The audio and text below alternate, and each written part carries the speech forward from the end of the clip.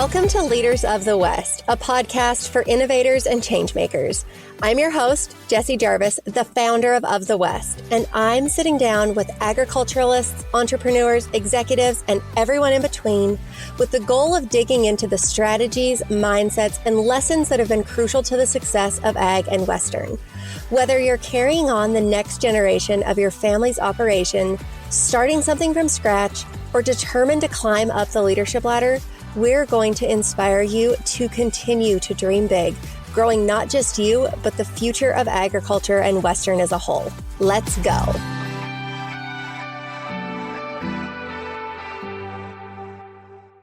Okay, I promise we're going to get to today's episode, but before we do, I have to share the coolest message that I received from an employer recently who used the site to hire their newest employee. Here it goes.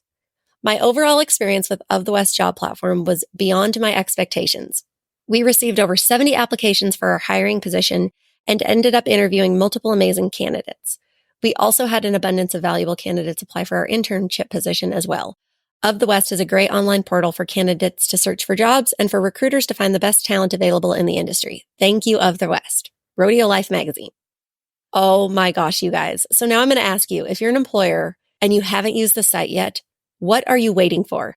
The process is easy, it's affordable, and you have the potential to reach some really great candidates who love ag and the Western way of life. And if you're not an employer, you might know of somebody who's looking for a new employee or looking for a new job or looking to connect with a freelancer or a contractor over on the directory. And your willingness to tell people about Of the West makes a massive impact on our business. That word of mouth stamp of approval is the business version of 24 karat gold. I kid you not. No form of marketing beats genuine word of mouth, and it does not go unnoticed. So thank you guys for sharing Of the West with all of your family and friends. We always appreciate it. And thank you to our valued employers for sending in those kinds of words about our platform. It is so appreciated. As always, you guys can go to ofthewest.co to find your next job, employee, or business to contract with. That's ofthewest.co. Welcome to this week's episode of Leaders of the West. As always, I am so thankful to have you guys here. Although I have a question for you. How on earth is it already September 10th? Where has the year gone? I swear, just last week, it felt like we were celebrating the beginning of 2024, way back in January. And before we know it, it is going to be December 31st, and we are going to be celebrating the incoming year. I really do feel like I have blinked and the year has gone by. I think part of that is just because we've been so busy, whether that is as a family, on the ranch, now that our kids are in sports and they have summer activities, that definitely keeps us busy. And things have been so busy at Of the West, and the growth that we've had this year has been absolutely phenomenal.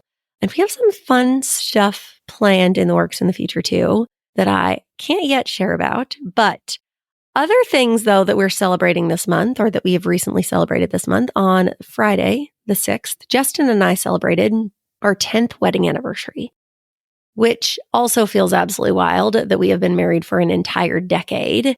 I too remember that day like it was just yesterday, but apparently it was 10 years ago. Speaking of which, though, do you want to know how I know that I have an awesome husband? Poor Justin has to listen to me talk all day long at home, and he voluntarily chooses to listen to this podcast, and he has never missed an episode. Of all of the things he could listen to, Post Malone's new album, some kind of livestock conversation or a horse training conversation, Morgan Mall and Nickelback, I don't care what it is on his playlist, he could listen to it. And for some reason, he listens to his wife. I just find that to be phenomenal because, again, he's got to listen to me yammer all the time at home. Why would he want to subject himself to more of that? But yet he does, because he really, truly is the best, the most supportive, my biggest cheerleader, and I'm so thankful for him. So Justin, I'm sure you're listening to this while you're irrigating or out checking water or whatever it is that you're doing. So thank you for that. I appreciate you. I love you. You are a rock star. With that, though, I want to talk about the importance of having fun. And I'm going to tell you guys about something that Justin and I both really learned this year in having fun, or maybe not necessarily learned, but were reminded of in having fun. And it has to do with Jet's first real summer as a junior rodeo competitor. So for the last few years, he has competed in our local junior rodeo series. And let me back up real quick. So in case you did not know this, we are a rodeo family. Both Justin and I rodeoed when we were younger. Justin still competes today in roping events. And because of that, that's something that we want to raise our children in as well. So for the last 2 years, Jet has competed in our local junior rodeo series. There are 6 rodeos throughout the summer. They are on a weekend in June, a weekend in July, a weekend in August. Absolutely phenomenal, fully put on by volunteers.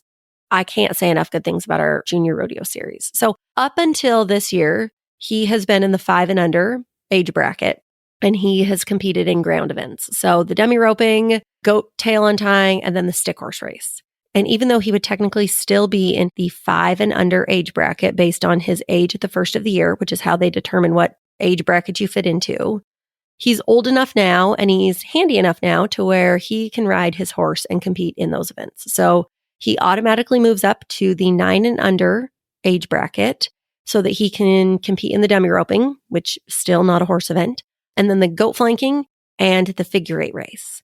And there are other events in his age bracket, but he is not necessarily cut out for those just yet. Team roping, breakaway roping, and then they also have some mini bucking stock as well. I'm going to try to keep him out of those as long as I can as a mother, but I don't think I'm going to have much luck there. All of that to say, though, it has been a really good summer, but going into this, Jet went from the top of his age bracket to where he was very competitive. He did really well in the dummy roping and in his little stick horse and the goat tail untying events, and he would win things. And now he's moving into a new age bracket where he is at the bottom of his age bracket against some really, really tough, handy 10-year-old boys. And it's his first time ever competing on a horse. So by nature, he's not necessarily cut out to win. And that's just kind of how it is. But for parents like Justin and myself who are very competitive, that isn't necessarily the easiest thing. Of course, we want to win and we want to equip our children to win. And we do so by practice, which I will talk about a little bit more in depth here in a second. And especially for Justin, because like I said, rodeo is his thing. He is incredibly handy. He's very talented in the arena. He's won a number of all-around titles. He has made it to the high school finals. He's made it to the college national finals. He's literally competed in every single event that a man can compete at, with the exception of, I think he stopped steer riding before he would have been old enough to do bull riding. I think that. But he competed in the saddle bronc, the calf roping, the team roping, the steer wrestling. And not only did he compete in that variety of events, but when I say that he went to the high school finals, he made it in the saddle bronc riding. When he made it to the college national finals, he made it 1 year in the calf roping. He made it another year in the team roping. Like, he is very driven and dedicated and competitive in what he does. And I'm very impressed by the fact that he has made it to some kind of finals in the variety of events that he competed in, because usually you stick to one side of the arena or the other. You're either a timed event guy or you're a rough stock guy. Very rarely do people make it in both as far as he did. But anyways, the point is, Justin, highly, highly competitive in the arena. I am a highly competitive person by nature. And for two people who are highly competitive, when you have children and you are trying to encourage them to have a love for the same things that you do, or maybe it's not even the same things that you do. Maybe it's you want to just encourage them to be competitive in what it is that they love. There is a fine line between being so competitive that that's all you're focused on and losing the element of fun. Now, I said earlier that Justin and I, we feel very strongly about equipping our children to win, and that's done by practice. We take practice very, very seriously, especially for these rodeo events. So this summer, I would say that we were probably in our arena 5 or 6 nights out of the week. For Jet's events, we would practice usually every other night, so probably 3 to 4 times out of the week. And then those where we weren't practicing, where maybe we were just roping, Jet is still on his horse, learning how to be a better horseman. So even if he's not going through the pattern of the figure 8 race, or we don't have a goat here to flank, he is still riding and just really becoming more confident in his abilities and growing those abilities as well. So we practice a lot. And when we practice, we do it right. Like, there's no screwing around. You're not dinking off. You take it very, very seriously, which again kind of toes that line between, are we being too competitive or are we having fun? But we feel like if you're going to practice at something, you need to take it seriously. Once you're done practicing, you can have as much fun as you want. But when you are there, you need to be focused on the task at hand. But again, we do want our kids to have fun, because occasionally when you don't have fun, then you're not going to be able to foster or create that love of the thing that you're trying to do. Having fun absolutely builds confidence, and having confidence is what creates that competitive spirit. So it all goes hand in hand. Okay, so I've laid out that we are competitive, we practice, we want our children to get better. We're in this season of fostering a love for something while also taking it seriously. So back to this rodeo season. We are now done with our rodeos. We completed them a couple of weeks ago. And if we were to look back, were we successful? Well, Jet placed in one event. So of 6 rodeos, he placed in one event. So speaking in those terms, not necessarily a great season. And if I were to compare his times, with the goal being that we progressively got better throughout the season, because I do that, because that's how seriously I take things, that didn't necessarily happen either. But I can tell you right now that we absolutely came out winners, and here is how. There is a photographer at our junior rodeos, and she does such a great job. She gets pictures of every single kid in every single event, and in every photo that she has ever taken of Jet, while he is competing, he has the biggest smile on his face. I, honest to goodness, have never seen him smile more than I have in those photos that she has captured. I hope she knows how much those mean to our family. Yes, I bought every single one of them. And this is something that we already know, but in these pictures of Jet, in the true moment, like the heat of battle, if you will, with the biggest smile on his face that truly makes me emotional just thinking about it, because it is so pure and it is what every parent wants to see. It doesn't matter what his time is. It doesn't matter where he's placed, because he's already won in what is important, and that is fostering this love for something and truly having fun. And I really can't tell you how rewarding that is. So I share all of that story to, no longer we're going to talk about kids, but I'm going to ask you, are you having fun? For many of us, the thing that we love has turned into a job. And then the stress and the external aspects of that have really ruined our love for what we used to enjoy and have fun doing. And we aren't having any fun. And I can almost guarantee that if we were able to get back into a place where we're having fun and enjoying that thing, we are going to naturally have more success at what it is that we're doing. Now, I told you guys before that I am highly, highly competitive, and I am a very practical, realistic person. So together, that combination does not necessarily breed fun. But I know that if I want to be competitive and successful long term, then I can't lose that element of fun. We always have to be focused on having fun. Yes, you can take things seriously. Yes, you can, just like we do at home when we practice, we take it seriously. We don't screw around. We don't goof off, but we still manage to have fun. And that has been able to flow into our children.